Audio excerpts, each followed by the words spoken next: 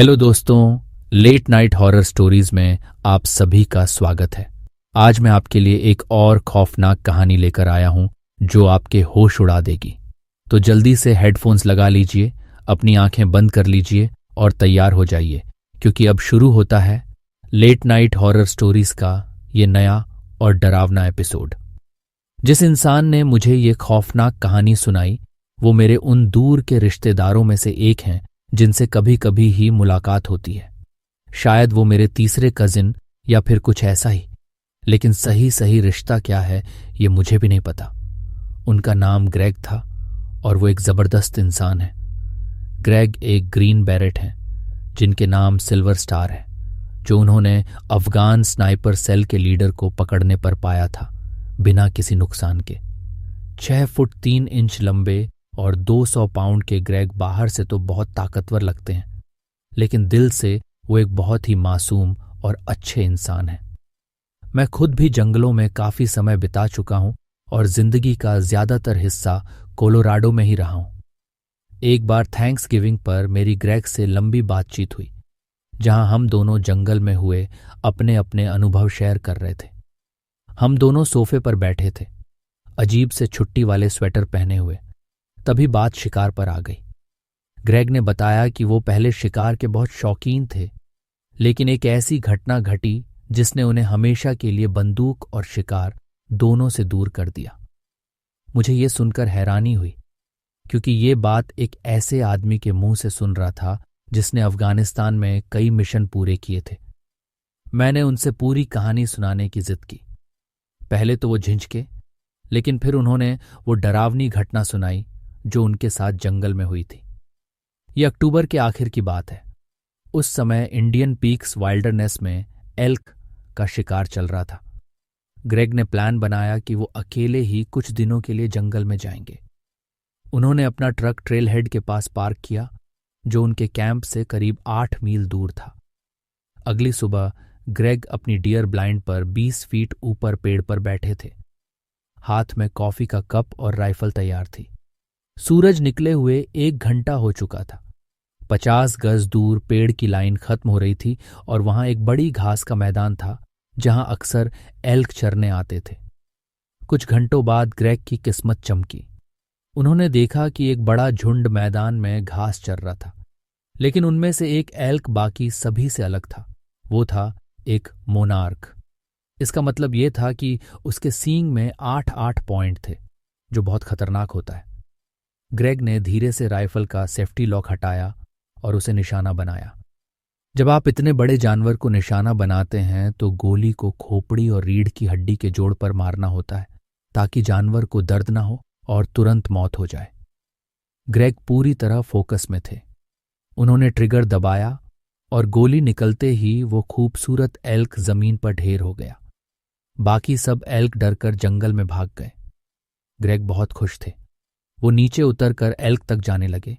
यही वो पल था जब कुछ ऐसा हुआ जिसने उनकी जिंदगी हमेशा के लिए बदल दी। ग्रेग ने राइफल वहीं पेड़ पर छोड़ दी थी और सिर्फ एक छोटा चाकू लेकर एल्क को काटने और वापस खींचने के लिए आगे बढ़े। जैसे ही वो पेड़ों से निकलकर मैदान की तरफ बढ़े, उन्हें कुछ अजीब सा महसूस हुआ। जंगल पूरी तरह खामोश हो गया था। जब जंगल में बंदूक चलती है तो थोड़ी देर तक शांति रहती है, लेकिन इतनी लंबी खामोशी अजीब थी। ग्रेग ने इस बात को नजरअंदाज किया और आगे बढ़ते गए। लेकिन जैसे ही वो मैदान के पास पहुंचे और एल्क की लाश देखी, उन्होंने वहां कुछ और भी देखा। एल्क की लाश के दूसरी तरफ एक और एल्क था।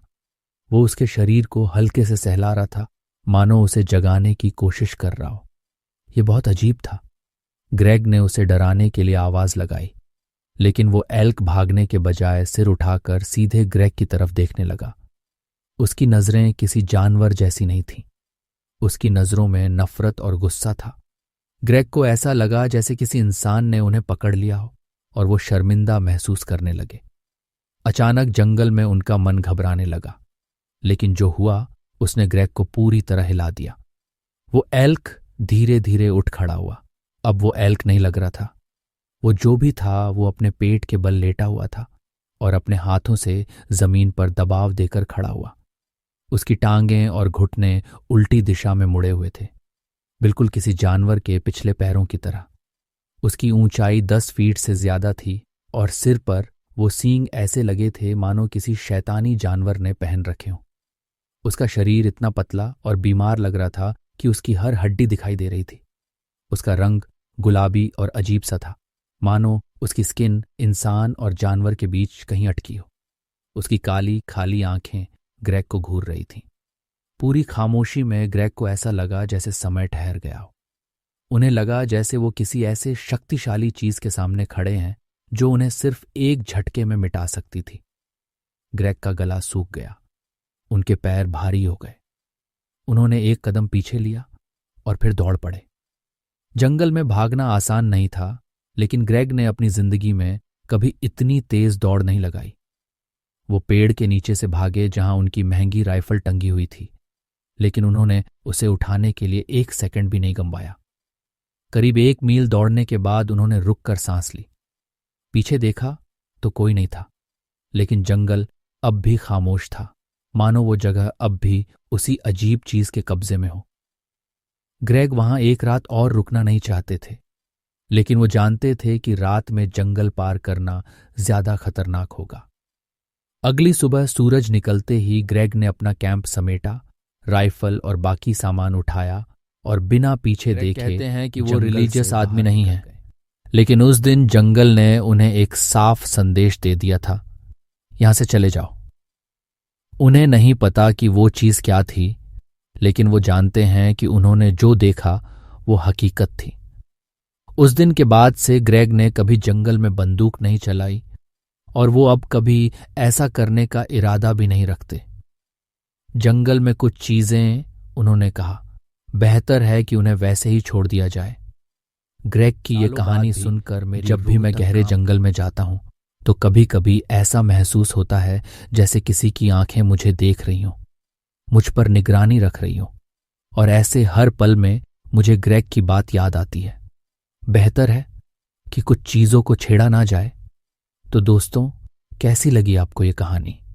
अगर आपको ये पसंद आई हो या आपने भी कहानी के दौरान कुछ अजीब महसूस किया हो तो कमेंट में जरूर बताइए।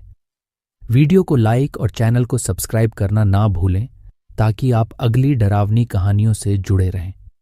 अगर आपके साथ भी कोई खौफनाक एक्सपीरियंस हुआ है और आप चाहते हैं कि मैं उसे अपने चैनल पर सुनाऊं, तो आप मुझे अपनी कहानी ईमेल कर सकते हैं या इंस्टाग्राम पर डायरेक्ट मैसेज भी भेज सकते हैं। दोनों की जानकारी आपको डिस्क्रिप्शन में मिल जाएगी। फिर मिलते हैं अगले एपिसोड में कुछ और दिल दहला देने वाली कहानियों के साथ। तब तक के लिए अलविदा।